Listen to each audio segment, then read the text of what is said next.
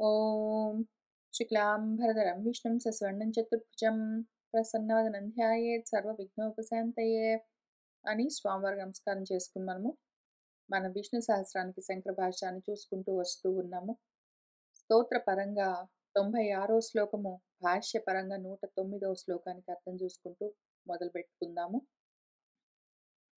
సనాత్ సనాతన తమః కపిలః కపిః అప్యయః స్వస్తిదః స్వస్తికృత్ స్వస్తి స్వస్తిభుక్ స్వస్తి దక్షిణః. సనాత్ ఇతి నిపాతః చిరార్థవచనః. సనాత్ అన్న పదానికి అర్థము చిరము అని. చిరము అంటే చిరకాలము అని అర్థము. కాలః చ పరస్యైవ వికల్పన కాపి. పరం యొక్క ఒకానొక వికల్పన కాలము.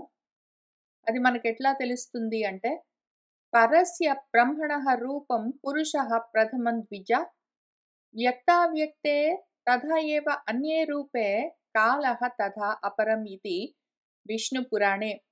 విష్ణు పురాణం ఏం చెప్తున్నదంటే, ఓ ద్విజ, ఓ ద్విజుడా, పరస్య బ్రహ్మణః ఆ పరబ్రహ్మ యొక్క ప్రథమం రూపం మొదటి రూపము పురుషుడు, తథా ఏవ అట్లానే అన్యే రూపే తర్వాత రూపాలు వ్యక్తావ్యక్తము, తథా ఇంకా తర్వాత అపర రూపము కాలము అని మనకు విష్ణు పురాణం చెప్తూ ఉండడం వల్ల తెలుస్తూ ఉన్నది. సర్వకారణత్వాత్ విరించాదీనామపి సనాతనానాం అతిశయేన సనాతనత్వాత్ సనాతన తమః.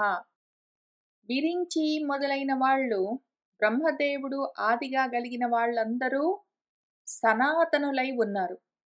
అటువంటి సనాతులందరిలోకి కూడా అతిశయించిన సనాతనత్వము, సనాతనత్వంలోనే అత్యంత సనాతనమై ఉండడం చేత ఆయన సనాతన తముడై ఉన్నాడు. ఎందుకు అంటే సర్వకారణత్వాత్, అన్నింటికీ కారణమై ఉన్నారు. బ్రహ్మదేవుడికి కూడా ఈయనే కారణం కాబట్టి, బ్రహ్మదేవుణ్ణి కూడా మించి అత్యంతమైన సనాతనం కాబట్టి ఆయన సనాతన తముడు. బడబానలస్య కపిలః వర్ణః ఇతి తద్రూపీ కపిలః. బడబానలము, బడబా అగ్ని అనేదంటామో అది కపిల వర్ణంలో ఉంటుంది. అటువంటి రూపం కలిగిన వాడు కాబట్టి కపిలుడయ్యాడు.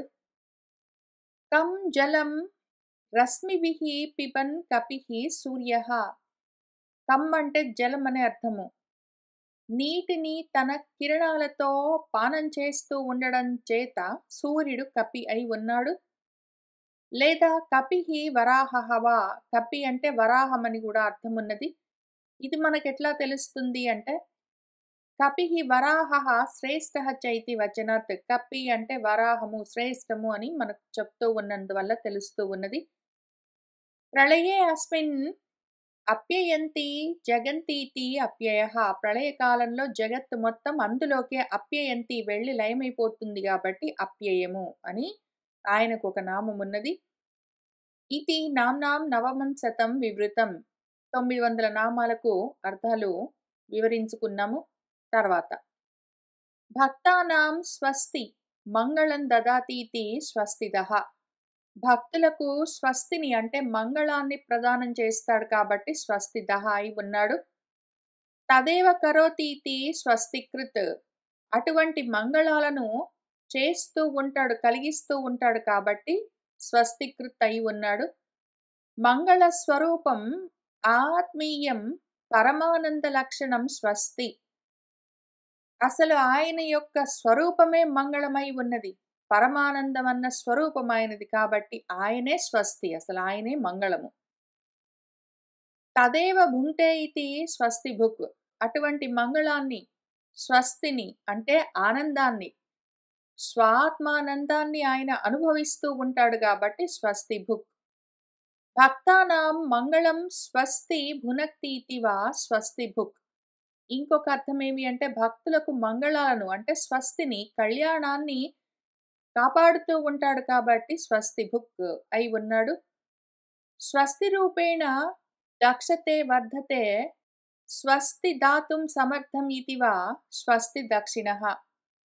స్వస్తి మంగళస్వరూపంగా ఆయన వర్ధిల్లుతూ ఉంటాడు, వృద్ధి చెందుతూ ఉంటాడు కాబట్టి ఆయన స్వస్తి దక్షిణః.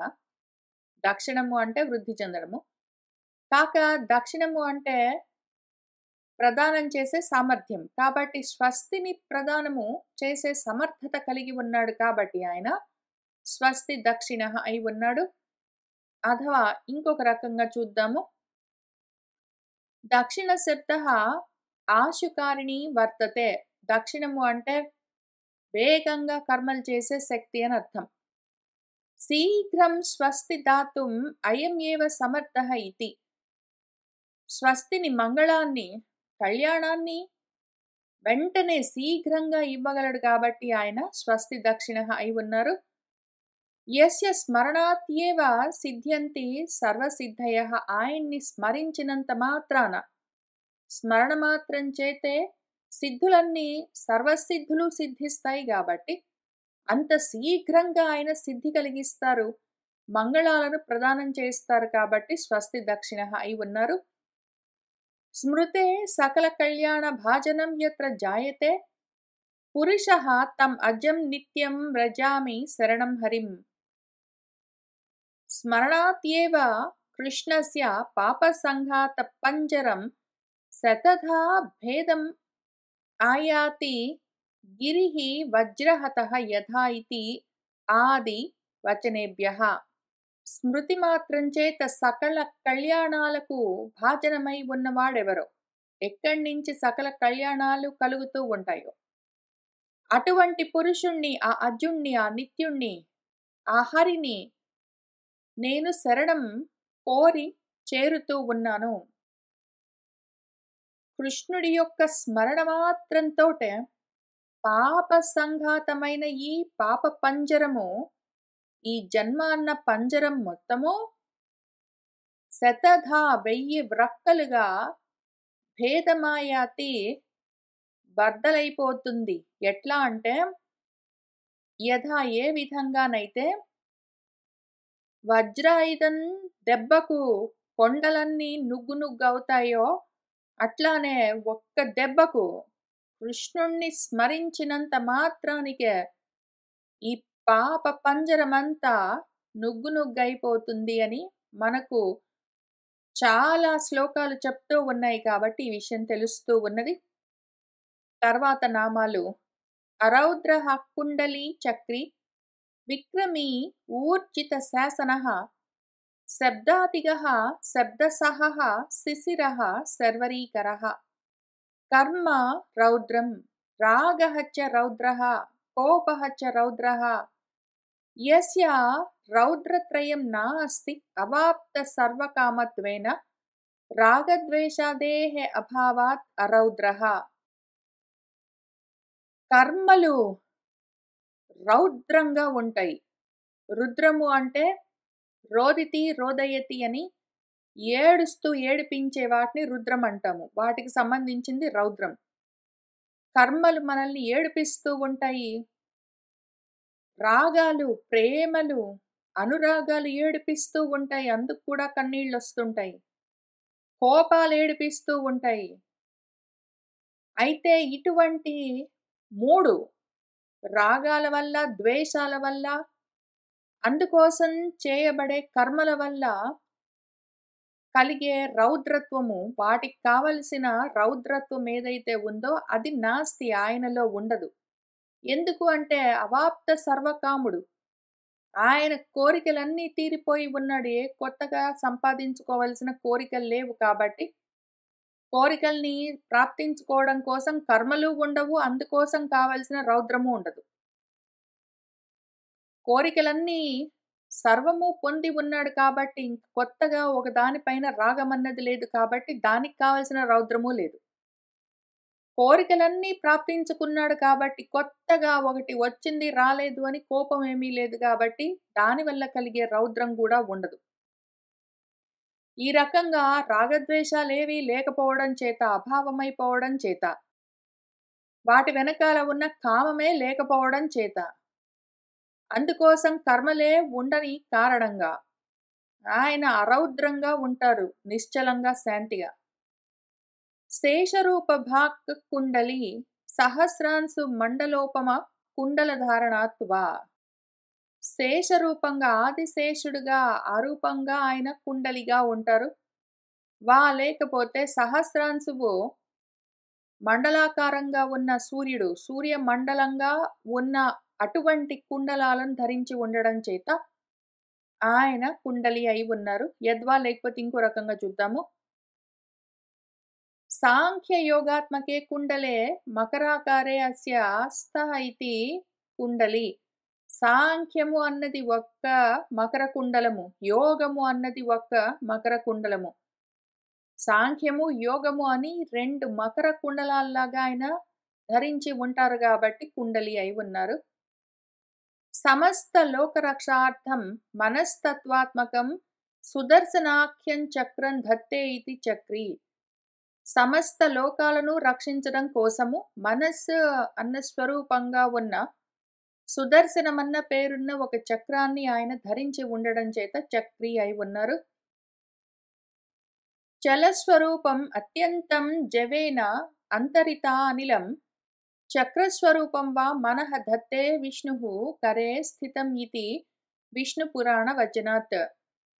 చలస్వరూపం, అత్యంత చలస్వరూపం, అత్యంతంగా కదిలిపోతూ ఉన్నదేదున్నదో దాని జవము వేగము ఎంత అంటే అనిలుండి గాలిని కూడా అంతరితము దాటి ఉంటుంది. అసలు మనోజవం ఎంత అంటే, మనసు యొక్క వేగం ఎంత అంటే గాలి వేగాన్ని మించి ఉంటుంది. అంతటి వేగంతో గిరిగిరా గిరిగిరా గిరిగిరా తిరుగుతూ ఉన్న చక్రస్వరూపంగా ఉన్న మనసుని ఎవరు ధరించి ఉన్నారో, ఆ విధంగా దాన్ని కరే ధత్తే స్థితం, చేతిలో ధరించి ఉన్నవాడెవరున్నారో ఆయన విష్ణువు అని విష్ణు పురాణం చెప్తూ ఉన్నది. కాబట్టి ఆయన చక్రి అని మనకు తెలుస్తూ ఉన్నది. విక్రమః పాద విక్షేప శౌర్యం వా. విక్రమం అంటే పాద విక్షేపం, పెద్ద పెద్ద అంగలు వేస్తూ నడుస్తూ వెళ్ళడము, వ్యాపిస్తూ ఉండడము. లేకపోతే శౌర్యము, పరాక్రమాన్ని కూడా విక్రమము అంటాము. ద్వయం చ అశేష పురుషేభ్యః విలక్షణం అస్య ఇతి విక్రమి.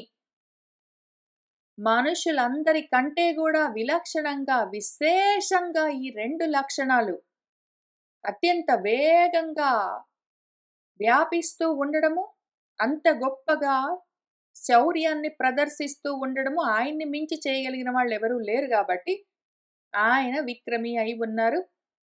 శృతి స్మృతి లక్షణం ఊర్జితం శాసనం అస్య ఇతి ఊర్జిత శాసనః. ఊర్జితము అంటే ఉత్కృష్టమైన శాసనము. ఆయన శాసనం అటువంటిది. ఏ విధంగా చేస్తారు అంటే శృతి స్మృతి లక్షణం.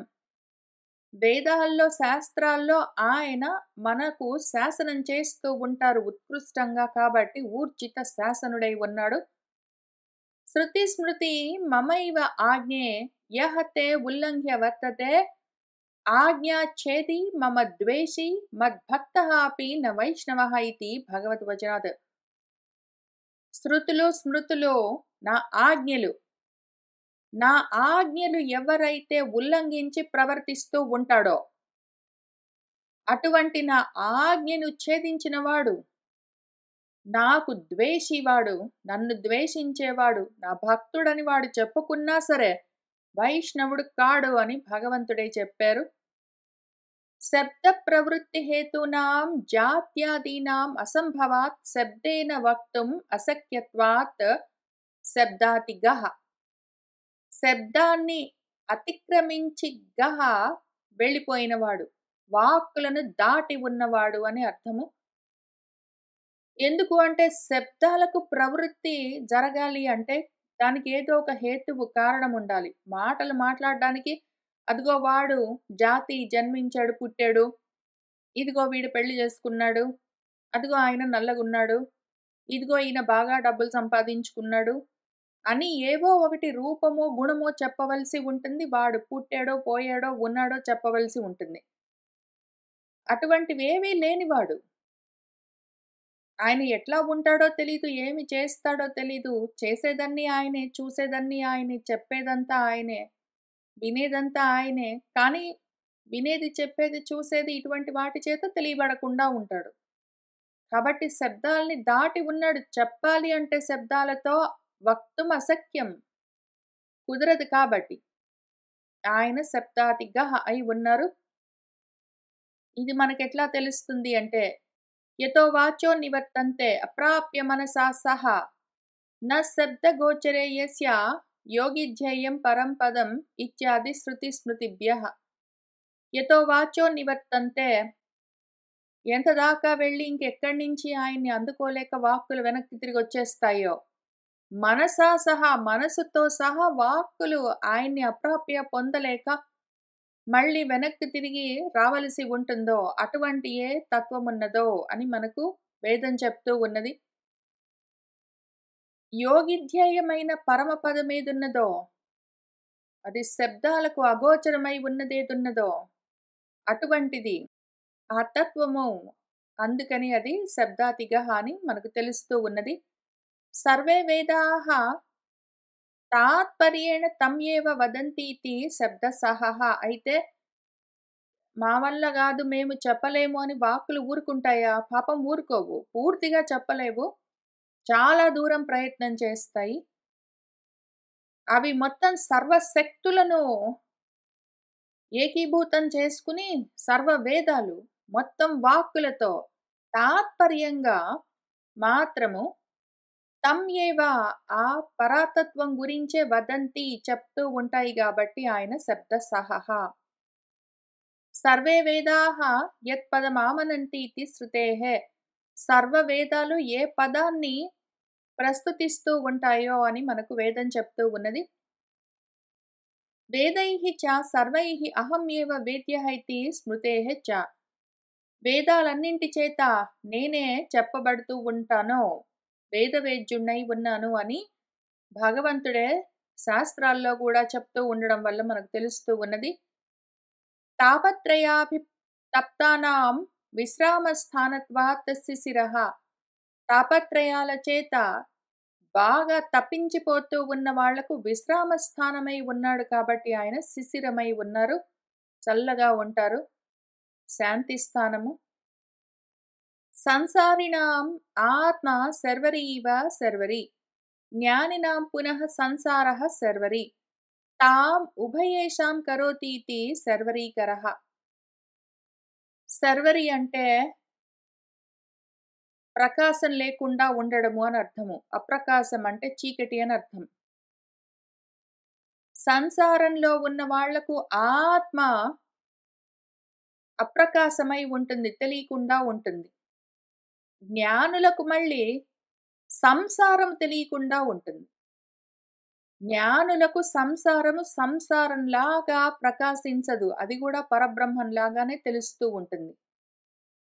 సంసారంలో ఉన్న వాళ్లకు ఏది చూసినా సంసారంలాగానే ప్రపంచంలాగానే కనిపిస్తుంది గాని పరబ్రహ్మంలాగా కనిపించదు. సంసారులకేమో అదే తత్వము బ్రహ్మాండంలాగా కనిపిస్తుంది, ఆత్మగా ప్రకాశించదు. జ్ఞానులకేమో అదే తత్వము ఆత్మగానే, ఆత్మస్వరూపంగానే ప్రకాశిస్తూ ఉంటుంది, ఇంక వేరే విధంగా గోచరించదు. ఈ రెండు విధాలుగా చేస్తూ ఉండడం చేత జ్ఞానులకేమో అనాత్మలు కనిపించకుండా చేస్తూ ఉండడము, అజ్ఞానులకేమో ఆత్మ కనిపించకుండా చేయడము, ఈ రెండు చేస్తూ ఉండడం చేత ఆయన సర్వరీకరుడై ఉన్నాడు. ఇది మనకెట్లా తెలుస్తుంది అంటే, యా నిశ సర్వభూతానాం తస్యాం జాగర్తి సంయమి యస్యాం జాగృతి భూతాని సా నిశ పశ్యతః మునేః ఇతి భగవద్వచనాత్. సర్వభూతాలకు ఏది రాత్రై ఉన్నదో, సర్వభూతాలు పగలైందని మేల్కొని ఎక్కడ ఉంటాయో, అటువంటివన్నీ సా మన పశ్యతః మునేః ఆత్మదర్శనం చేస్తున్న మునికి నిశ. అయితే అదే సంయమి ఆత్మయోగంతో ఉన్నవాడు అటువంటి చీకట్లలో మేల్కొని ఉంటాడు అని మనకు భగవంతుడు భగవద్గీతలో చెప్పారు కాబట్టి తెలుస్తూ ఉన్నది. తర్వాత అక్రూరః పేసలః దక్షః దక్షిణః క్షమిణాంబరః విద్వత్తమః వీతభయః పుణ్యశ్రవణ కీర్తనః. క్రౌర్యం నామ మనోధర్మః ప్రకోపజః ఆంతరః సంతాపః సాభినివేశః.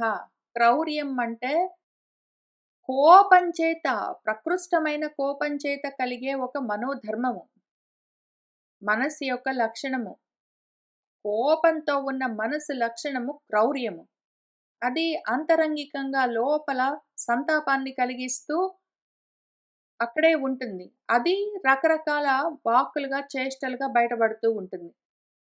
అటువంటి క్రౌర్యం ఉండాలి అంటే మహా కోపం ఉండాలి. కోపం ఉండాలి అంటే దాని వెనకాల కామం ఉండాలి. ఆత్మ ఎప్పుడైనా సరే అవాప్త సమస్త కాముడై ఉండడం చేత, అవాప్త సమస్త కామత్వాత్ కామ అభావాత్యేవ కోప అభావః. సమస్త కామనలు అవాప్తము పూర్తిగా పొంది ఉండడం చేత ఆయనకు కొత్తగా ఏమి కామమన్నది లేదు. కామ అభావము. కోరికలు లేకపోవడం చేత కోపం కూడా అభావము లేకుండా ఉంటుంది. కోపము లేకపోతే క్రౌర్యం ఉండదు. తస్మాత్ క్రౌర్యం అస్య నాస్తి ఇతి అక్రూరః. అందుకని ఈ కారణానికి ఆయనకు కోరికలు కొత్తగా ఏవీ లేవు గాబట్టి, సమస్త కామములు ఆయన అవాప్తం గాబట్టి కామము లేదు. కామము లేదు గాబట్టి కోపం లేదు. కోపం లేదు గాబట్టి క్రౌర్యం లేదు. క్రౌర్యం లేదు గాబట్టి ఆయన అక్రూరుడు. కర్మణ మనసా వాచా వపుషా చ శోభనత్వాత్ పేసలః. ఆయన కర్మలు అందంగా ఉంటాయి. ఆయన మనసు అందంగా ఉంటుంది. ఆయన వాక్కులు అందంగా ఉంటాయి. ఆయన వపుః, ఆయన రూపం అందంగా ఉంటుంది. అన్నీ శోభనకరమై ఉంటాయి కాబట్టి ఆయన పేసలః అయి ఉన్నారు. ప్రవృత్తః శక్తః శీఘ్రకారీ చ దక్షః. త్రయం చ ఏతత్ పరస్మిన్ నియతమితి దక్షః. ప్రవృద్ధం, బాగా వృద్ధి చెందుతూ ఉండడము, గొప్పగా శక్తి కలిగి ఉండడము, శీఘ్రంగా కర్మలు చేస్తూ ఉండడము, ఈ 3 లక్షణాలు ఉంటే దాన్ని దక్షత అంటారు. ఈ 3 లక్షణాలు, ఈ దక్షత ఆ పరంలో, ఆ పరాత్ముడిలో నియతంగా ఉన్నాయి, నిశ్చయంగా ఉన్నాయి గాబట్టి ఆయన దక్షుడు. దక్షిణ శబ్దస్యాపి దక్షః ఏవ అర్థః.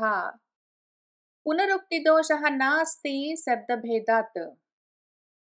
దక్షః తర్వాత దక్షిణః అన్న నామం ఉంది. దక్షః అన్న, దక్షిణః అన్న ఒకటే అర్థము. అయితే ఒకటే అర్థం ఉన్నదాన్ని 2 సార్లు చెప్తే పునరుక్తి దోషం గదా! మళ్ళీ మళ్ళీ చెప్పిన దోషం వస్తుంది గదా! అంటే లేదు. నాస్తి. శబ్దభేదం వేరే పదంగా మళ్ళీ అదే అర్థంతో చెప్తున్నారు గాబట్టి పర్వాలేదు. అయినా కూడా కావాలంటే ఇంకొక అర్థం గూడా చూసుకుందాము. అథవా దక్షతే గచ్చతి హినస్తి ఇతి వా దక్షిణః. ఆయన దక్షత కలిగిన వాడు అంటే గొప్పగా అన్ని ప్రదేశాలకి వెళ్ళగలిగిన వాడు. వెళ్ళి ఎక్కడెక్కడైనా అధర్మం ఉంటే దాన్ని హినస్తి, నశింపచేయగలిగిన వాడు. కాబట్టి ఆయన దక్షిణః. దక్షః గతి హింసనయోః ఇతి ధాతుపాఠాత్. ధాతుపాఠంలో దక్ష అన్న ధాతువుకు గతి, హింస అని అర్థాలు చెప్పింది కాబట్టి మనకు ఈ రకంగా గూడా దానికి అర్థం చూసుకోవచ్చు. క్షమావతాం యోగినాం చ పృథివ్యాదీనాం భారధారకాణాం చ శ్రేష్ఠః ఇతి క్షమిణాం వరః. క్షమ కలిగిన యోగులందరిలోకి కూడా ఆయన శ్రేష్ఠుడు కాబట్టి క్షమిణాం వరః. క్షమించే, సహించే గుణం ఉన్న వాళ్ళలో శ్రేష్ఠుడు. క్షమించే గుణం ఉన్న వాళ్ళు యోగులు. వాళ్ళలో కూడా ఆయన శ్రేష్ఠుడు. కాబట్టి క్షమిణాం వరః. కాక పృథివీ మొదలైన భారాన్ని ధరించే ఏ తత్వాలున్నాయో అవన్నీ గూడా క్షమించే లక్షణంతో ఉంటాయి. వాటిలో గూడా శ్రేష్టం కాబట్టి ఆయన క్షమిణాం వరః. క్షమయా పృథివీ సమః ఇతి వాల్మీకి వచనాత్ మనకి ఈ విషయం తెలుస్తూ ఉన్నది. క్షమలో భూమికి సమానమైన వాడు అని రామచంద్రమూర్తి గురించి వాల్మీకి మహర్షి చెప్తూ ఉన్నారు. కాక బ్రహ్మాండం అఖిలం వహన్ పృథివీవ భారేణ నార్దితః ఇతి పృథివ్యాపి వరః వా. అసలు భూమి మొదలైనవి భారాన్ని ధరించేవి ఉంటాయి గదా! వాటిలోకి గూడా ఆయన శ్రేష్ఠుడు. అందుకని ఆయన క్షమిణాంబరః అని మనం చెప్పుకుంటున్నాం గానీ, ఏ విధంగా భూమి కన్నా గూడా శ్రేష్ఠుడు అని చూపించాలి గదా! అందుకని చూసుకుందాము. బ్రహ్మాండం మొదలైన సమస్తాన్ని, అఖిలాన్ని ఆయన వహిస్తూ గూడా ఏమాత్రము అర్ధితుడు గాదు. ఏమాత్రం బాధపడడు. భూమి అన్నింటినీ భరిస్తుంది, అన్నింటినీ ధరిస్తుంది కానీ, దానికి కూడా అప్పుడప్పుడు భారం కలుగుతుంటుంది. భూమికి గూడా భారం కలుగుతూ, భూభారాన్ని తగ్గించడం కోసం భగవంతుడు మళ్ళీ ఏవో ఒక అవతారాలు ధరించవలసి వస్తుంది. అయితే భూమి పాపం చాలా తట్టుకుంటుంది. ఒకానొక సమయంలో అది కూడా తట్టుకోలేక చాలా బాధపడుతుంది. కానీ భగవంతుడు పరాత్మ మాత్రము ఎంతటి భారాన్నైనా ఇంకా అంతా ఇంతా గాదు బ్రహ్మాండ భాండాలన్నింటినీ భరిస్తూ కూడా ఆయన ఎప్పుడూ కొంచెం కూడా బాధపడడు. కొంచెం గూడా భారం కలగడం అన్నది లేకుండా ఉంటాడు కాబట్టి ఆయన క్షమిణాంబరః అయి ఉన్నారు. క్షమిణః శక్తాః అయంతు సర్వశక్తిమత్వాత్ సకలాః క్రియాః కర్తుం క్షమతే ఇతి వా క్షమిణాంబరః. క్షమిణము అంటే శక్తి సామర్థ్యాలని గూడా అర్థమున్నది. సర్వశక్తిమంతుడై ఉండడం వల్ల ఈయన సకల కర్మలను కర్తుం చెయ్యడానికి ఆ క్షమ ఉన్నది. ఆ సామర్థ్యం ఉండడం చేత ఆయన క్షమిణాంబరుడై ఉన్నాడు. నిరస్త అతిశయం జ్ఞానం సర్వదా సర్వగోచరమస్య అస్తి న ఇతరేషామితి విద్వత్తమః. ఆయనలో జ్ఞానం ఎంత అంటే నిరస్త అతిశయం, నిరతిశయమైన జ్ఞానము. సర్వదా ఆయనకు అన్నీ తెలుస్తూ ఉంటాయి. సమస్తము గోచరమవుతూ ఉంటాయి సర్వము. ఇతరేషాం ఇతరులలో ఇటువంటి నిరతిశయమైన జ్ఞానము లేదు. కాబట్టి ఆయన విద్వత్తుల్లోనే, విద్వాంసుల్లోనే ఉత్తముడు కాబట్టి విద్వత్తముడై ఉన్నాడు. వీతం విగతం భయం సాంసారికం సంసార లక్షణం వా అస్య ఇతి వీతభయః. వీతం అంటే విగతమై ఉండడం, లేకుండా పోవడం. ఏమి అంటే భయం. భయం లేదు. సాంసారికమైన సంసారమన్న ఏ భయం ఉంటుందో అది ఆయనలో ఉండేందుకు అవకాశమే లేకపోవడం వల్ల ఆయన వీతభయః.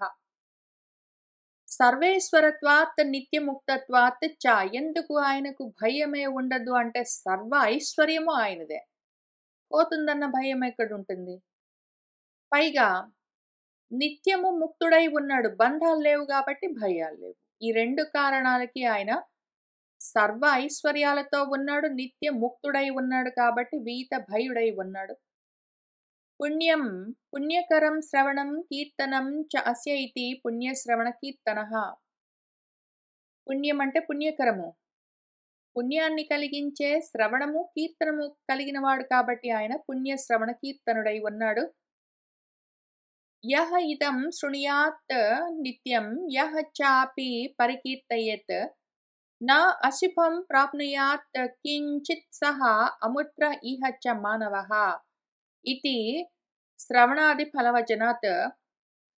ఫలశ్రుతి ఏం చెప్తారంటే యః ఎవరైతే ఇదం దీన్ని నిత్యం శృణుయాత్ నిత్యము వింటూ ఉంటాడో, యః అపి ఎవరైతే నిత్యము పరికీర్తయేత్ నిత్యము కీర్తిస్తూ ఉంటాడో, ఎవడు దీన్ని ఎప్పుడు చెప్పుకుంటూ వింటూ ఉంటాడో అటువంటి వాడికి మళ్ళీ కించిత్ ఏ కొంచెం కూడా ఇహ ఇక్కడ అముత్ర పరంలో, ఇహంలో పరంలో ఎక్కడ కొంచెం కూడా అశుభమన్నది అటువంటి మానవుడు నా ప్రాప్నుయాత్ పొందనే పొందడు అని మనకు ఫలశ్రుతి చెప్తూ ఉన్నారు కాబట్టి ఆయన పుణ్యశ్రవణ కీర్తనుడని తెలుస్తున్నది. తర్వాత ఉత్తారణః దుష్కృతిః పుణ్యః దుస్వప్ననాశనః వీరః రక్షణః సంతః జీవనః పర్యవస్థితః. సంసార సాగరాత్ ఉత్తారయతి ఇతి ఉత్తారణః. సంసార సాగరం నుంచి ఉద్ధరిస్తాడు కాబట్టి ఆయన ఉత్తారణుడై ఉన్నాడు. దుష్కృతీః పాప సంహితాః హంతి ఇతి దుష్కృతిః. దుష్కృతులు అంటే పాపాలు. పాపాలను హననం చేస్తాడు కాబట్టి ఆయన దుష్కృతిః అయి ఉన్నారు. కాక పాపకారిణః తాన్ హంతి ఇతి వా దుష్కృతిః. పాపకర్ములను కూడా సంహరిస్తూ ఉంటాడు కాబట్టి ఆయన దుష్కృతిః. స్మరణాది కుర్వతాం సర్వేషాం పుణ్యం కరోతీతి సర్వేషాం శృతిస్మృతిలక్షణయా వాచా పుణ్యమాచష్టే ఇతి వా పుణ్యః. స్మరణ మాత్రం చేతే ఆ విధంగా స్మరిస్తున్న సర్వులకు పుణ్యాన్ని కలిగిస్తాడు కాబట్టి ఆయన పుణ్యః. కాక సర్వులకు స్మృతి రూపాలుగా ఉన్న వాక్కులతో పుణ్యాన్ని ఉపదేశిస్తూ ఉంటారు కాబట్టి ఆయన పుణ్యః.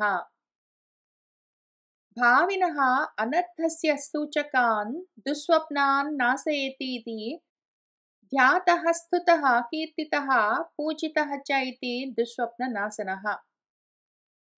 భావినః అంటే భవిష్యత్తులో కలిగే అనర్థాలకు సూచనగా కలిగే దుస్వప్నాలేవున్నాయో వాటిని నశింపచేస్తాడు. ఏ విధంగా అంటే ధ్యానం చేత, స్తుతి చేత, కీర్తన చేత, పూజనం చేత ఆయన పూజింపబడుతూ, కీర్తింపబడుతూ, స్తుతింపబడుతూ, ధ్యానింపబడుతూ దుస్వప్నాలను ఆయన నశింపచేస్తాడు కాబట్టి దుస్వప్న నాశనః. కాక భవనము అంటే జన్మ. జన్మలకు సూచన ఈ జీవితము అది దుస్వప్నము. ఈ సంసారమంతా దుస్వప్నము. దాన్ని ఆయన నశింపచేస్తాడు కాబట్టి దుస్వప్న నాశనః. వివిధాః సంసారిణాం గతీః ముక్తిప్రదానేన హంతి ఇతి వీరః. సంసార మార్గాలను వివిధాలను ఆయన ముక్తి కలిగిస్తూ ఉన్న సమయంలో సంహరిస్తారు కాబట్టి వీరః. సత్వం గుణమధిష్టాయ జగత్రయం రక్షన్ రక్షణః.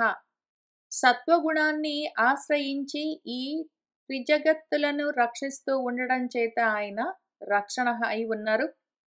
రక్షణః అన్న నామం ఎట్లా సిద్ధించింది అంటే నంద్యాదిత్వాత్ కర్తరిల్యుః అని ఒక సూత్రం చెప్తున్నారు. నంద్యాది గణంలో కర్తరి ప్రయోగంలో కర్తగా ఉన్న రక్ష ధాతువుకు ల్యుః అన్న ప్రత్యయం కలిగితే రక్షణః అన్న నామం కలుగుతుందని చెప్పారు.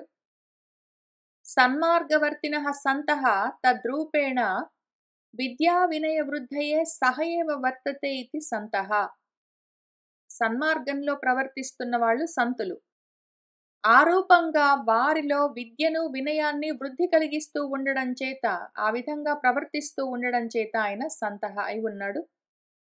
సర్వాః ప్రజాః ప్రాణరూపేణ జీవయన్ జీవనః. సర్వ ప్రజలను ప్రాణస్వరూపంగా ఆయన జీవింపజేస్తూ ఉండడం చేత జీవనః అయి ఉన్నారు. పరితః సర్వతః విశ్వం వ్యాప్య అవస్థితః ఇతి పర్యవస్థితః. విశ్వానికి మొత్తము అంతటా అన్ని వైపుల నుంచి ఆయన వ్యాపించి స్థితమై ఉండడం చేత పర్యవస్థితః అయి ఉన్నారు. అనంతరూపః అనంతశ్రీ జితమన్యుః భయాపహః చతురస్రః గభీరాత్మ విదిశః వ్యాదిశః దిశః. అనంతాని రూపాణి అస్య విశ్వ ప్రపంచరూపేణ స్థితస్య ఇతి అనంతరూపః. విశ్వ ప్రపంచంగా సర్వ ప్రపంచ రూపంగా ఆయనే ఉన్నాడు. అందులో ఉన్న అనంతమైన రూపాలన్నీ ఆయనవే కాబట్టి ఆయన అనంత రూపుడై ఉన్నాడు. అనంత అపరిమిత శ్రీః పరాశక్తిః అస్య ఇతి అనంత శ్రీః. అనంతమైన అంటే అపరిమితమైన శ్రీ పరాశక్తి ఆయనదై ఉండడం చేత ఆయన అనంత శ్రీః అయి ఉన్నారు. పరా అస్య శక్తిః వివిధా ఏవ శ్రూయతే ఇతి శృతేః. ఆయన శక్తి ఆ పరాశక్తి వివిధాలుగా ఉంటుందని చెప్పుకుంటారు అని వేదమే అంటూ ఉన్నది కాబట్టి మనకు తెలుస్తూ ఉన్నది. మన్యుః క్రోధః జితః ఏన సహ జితమన్యుః. మన్యువు అంటే క్రోధం. దాన్ని ఆయన ఎప్పుడో జయించాడు. అసలు క్రోధమే లేనివాడు అక్రూరుడు అని మనం పైనే చూసుకున్నాము. కాబట్టి మన్యువుని జయించిన వాడు జితమన్యు. భయం సంసారజం పుమాంసం అపఘ్నన్ భయాపహః. సంసారం చేత కలిగే భయం ఏదున్నదో అది పుమాంసం మనుషులకు అపఘ్నన్ ఆయన తొలగిస్తాడు కాబట్టి భయాపహః. న్యాయ సమవేతః చతురస్రః. న్యాయంతో కూడి ఉండడం చేత ఆయన చతురస్రమై ఉన్నాడు. చతురస్రము అంటే 4 వైపులుగా 4 సైడ్స్గా ఉన్న ఏ క్వాడ్రిలేటరల్ ఉందో దాన్ని చతురస్రము అంటాము. ఈయన చతుర్బాహువుగా ఉంటారు కాబట్టి చతుర్భుజుడు కాబట్టి చతురస్రుడు.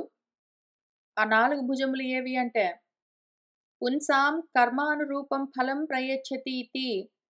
ధర్మార్థ కామ మోక్షాలుగా 4 విధాలుగా ఉన్న ఏ పురుషార్థాలున్నాయో వాటిని సాధిస్తూ ఉన్న పురుషులకు వారి వారి కర్మానుసారంగా న్యాయంగా ఆ ఫలాలను ఆయన ప్రదానం చేస్తూ ఉంటారు కాబట్టి చతురస్రః అయి ఉన్నారు. 4 చేతులెందుకు ఆయనకంటే 4 చేతులతో ఆయన 4 విధాలుగా సాధనలు చేసుకుంటున్న వాళ్ళకి ఎవరికి తగిన ఫలాన్ని ఆ చేతితో ఆయన వారికి అందిస్తూ ఉంటారు. అందుకని 4 చేతులాయనకి. ఆత్మ స్వరూపం చిత్తం వా గభీరం పరిచ్ఛేత్తుం అశక్యమస్య ఇతి గభీరాత్మ. ఆయన ఆత్మ, ఆయన స్వరూపము అంటే ఆయన చిత్తము గభీరంగా ఉంటుంది. పరిచ్ఛేత్తుం అశక్యం. దాన్ని కొలవడం కష్టము. దానికి పరిమాణం ఇంత అని చెప్పడం చాలా కష్టం. కాబట్టి ఆయన అపరిచ్ఛిన్నుడై ఉన్నాడు. అందుకని గభీరాత్మ అయి ఉన్నాడు.